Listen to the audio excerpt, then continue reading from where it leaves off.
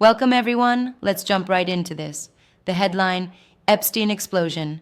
MAGA wants Bondi out has been shaking up the scene, and there's a lot to chew on. Oh, absolutely. So, what exactly is sparking this explosion?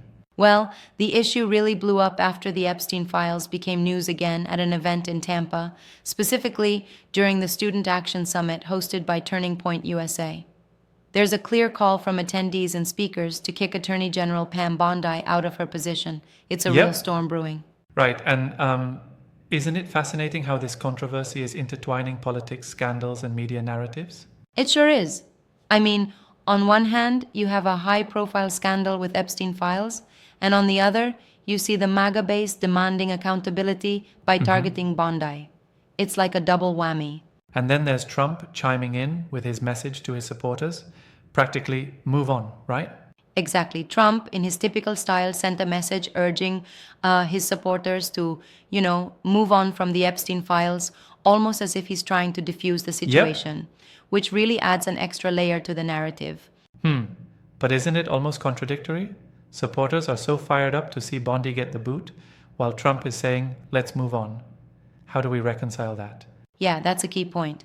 On one hand, you've got a pressure cooker environment at the summit, where leading figures clearly think Bondi represents a larger mess. On the other hand, Trump's statement indicates that he might want his base to focus on, other issues. Right. It's paradoxical. So, do you think this is more about political positioning than about the Epstein files themselves? It sure seems that way. The Epstein files are like a spark. They ignite a much larger debate. People are using them as a rallying cry to question the loyalty or competence of Bondi, which in turn reflects broader frustrations among the base. It's almost like the files are symbolic of a deeper rebellion within the MAGA ranks. Yeah, exactly. It's like an explosive symbol. The controversy itself becomes a platform for long held grievances against establishment figures, in this case, Bondi.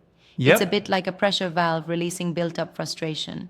That analogy really nails it. But here's something I've been wondering. Doesn't focusing on Bondi detract from holding criminal activity accountable, like Jeffrey Epstein's issues?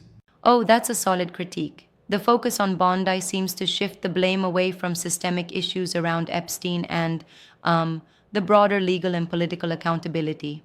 Some might argue that it's a way to politicize a sensitive subject. Right, it creates an environment where the personal becomes politicized, making it tough to see the real substance behind the scandal. Exactly. It's like these political figures are using the Epstein files as a sort of scapegoat to address deeper ideological splits. For many, it's not just about Epstein, it's about a perceived betrayal within their ranks.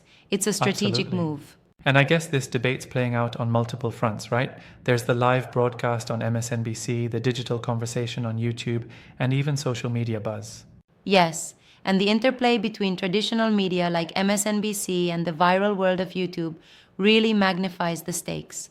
You have millions watching these segments, with one video alone amassing hundreds of thousands of views in just hours. Yeah. The numbers are staggering. It certainly underscores how these controversies are not confined to traditional platforms anymore. They truly permeate the digital landscape. Absolutely. The virality of the video adds to the pressure, as it fuels the sentiment that real change is demanded. Bondi must go, as the call goes out loud and clear at these summits. And that pressure can have long-lasting impacts politically. Do you think this will affect Trump's standing with his base, given that his message was to forget about Epstein? That's an interesting question. I mean, Trump's instructions to move on seem to be at odds with the fiery energy of the base that wants someone held accountable. It's like he's trying to balance keeping his supporters united without fueling further unrest. It's a tricky Yep. balancing act. It seems like a delicate dance indeed, navigating between appeasing dissenters and maintaining a unified front.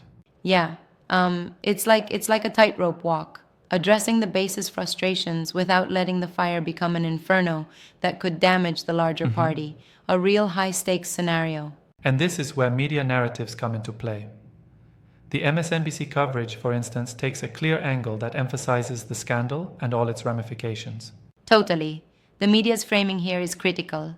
It not only informs public opinion, but also stokes the debate, painting a picture that might be more incendiary than the actual details suggest. Yeah, It's almost sensationalized. but isn't that sensationalism a bit problematic?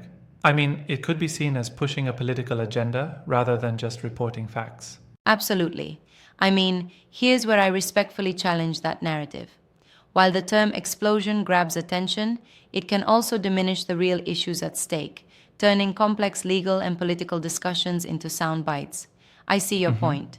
Exactly. It's like reducing a multi-layered crisis to a mere headline. And those headlines carry weight. They influence the collective mood of a political movement.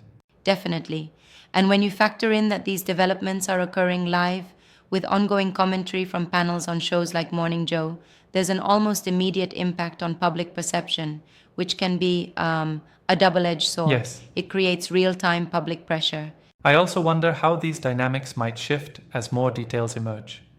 If the focus remains on Bondi, could that, in turn, overshadow other critical reforms that need attention? That's a valid observation. There's real risk in allowing personal or political vendettas to eclipse systemic issues, like reforming how investigations are handled or ensuring accountability beyond just a single figure. True systemic change might be sidelined. And that's a real loss, isn't it?